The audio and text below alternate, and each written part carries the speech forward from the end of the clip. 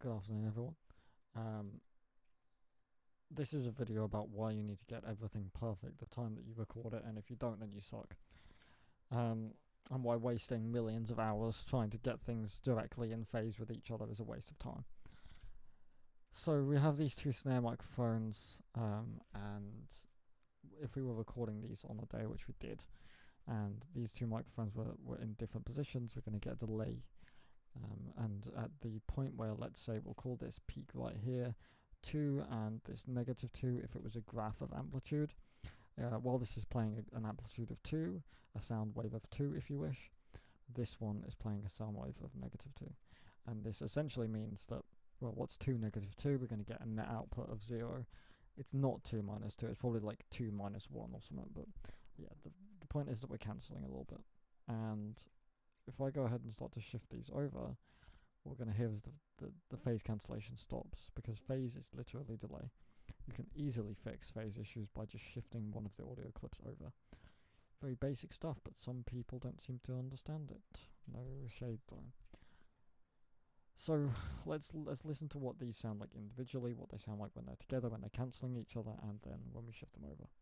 So this is just one mic. Just going to try and sound match these as well.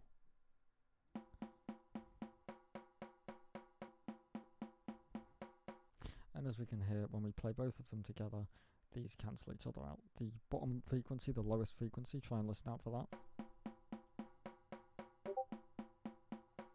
It's almost like it's getting higher pitched, and that's because perceptively it literally is. The bottom frequency is cancelling out the root note, if you will. So let's start to shift these over, and this is going to look a bit mental on my screen, but just try and bear with me and listen to what's happening. I'm just going to start shifting these over sample by sample, and you're going to hear that that bottom frequency is going to start to come back slowly.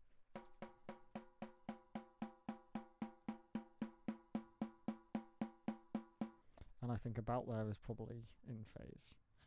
Correct. It's actually about there. Now let's listen. Do we prefer it there or do we prefer it there? Because sometimes phase cancellation can be a good thing. And I do prefer it right there directly in. So let's go back to where it was before and do a comparison. So that's before, after, before, after. And we can do the same for all of these channels, which may or may not be out of phase. Instead of going through measuring every single one of these snare mics with a tape measure, we can just shift them over in post. It took me 2 milliseconds to do it. Literally all I had to do, if it was in its original position, say this was our out of phase microphone, all I have to do is zoom in. Oops. All I have to do is this. And then that problem's sorted, instead of measuring the 2 out, which wastes so much time. So yeah, that's that. And we can do the same thing with the bottom micers here. And just going to try and find a peak here. Looks like we need to shift this over. Oh, thing about bottom microphones, by the way, because this microphone is pointing up, we need to flip the polarity on the bottom mic, because otherwise it's always going to be out of phase. So let's go ahead and do that. So we want it to be that while this is at its most negative point, the other's at its most positive. I think I copied that. Yeah, I did. So yeah, always flip the polarity on the bottom mic because the mic is pointing up instead of down.